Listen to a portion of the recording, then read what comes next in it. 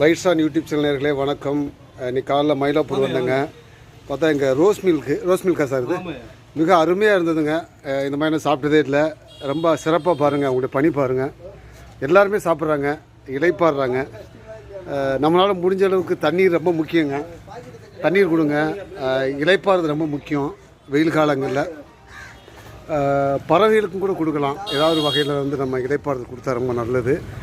So தண்ணீர் பந்தல் நான் கேள்விப்பட்டிருக்கேங்க. முதல் முறையாக ரோஸ் மில்க் இங்கே தான் சாப்பிட்றேன். மிக மிக அருமையாக இருந்தது.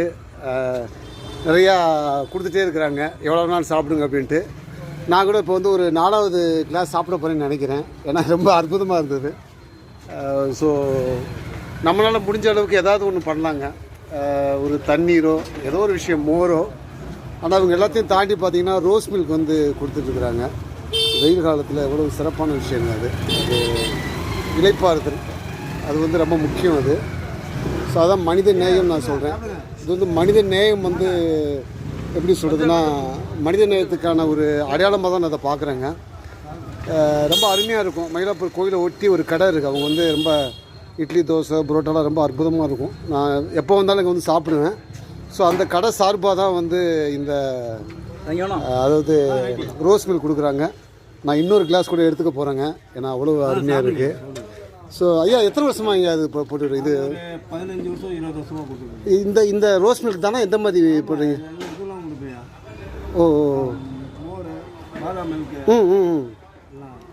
ரொம்ப ரொம்ப சிறப்பாக இருந்தது. எத்தனை பாக்கெட் இது? எவ்வளோ பாக்கெட்டு ஆச்சு இது? ரொம்ப காலைல வரும்போதே பார்த்தேன். ஐயா ஒருத்தவங்க அதை பிச்சு போட்டுக்கிட்டாங்க நிறைய பால் பாக்கெட்டை.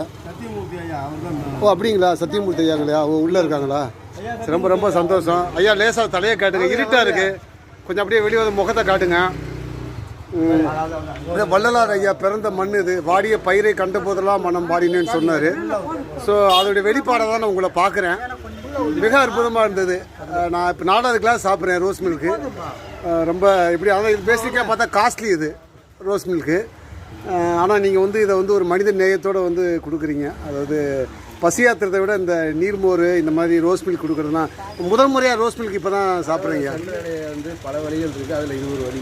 ஓ நம்ம கோயிலுக்கு போய் பண்ணி பாலபிஷேகம் பண்ணி பண்ணி அதெல்லாம் பண்ணுறது ஒரு வழினா, அதை விட சாலச்சிறந்தது இந்த மாதிரி ஒரு அன்னதானத்தை தண்ணீர் பந்தல் போகிறதுன்றது அதை விட சாலச்சிறந்தது.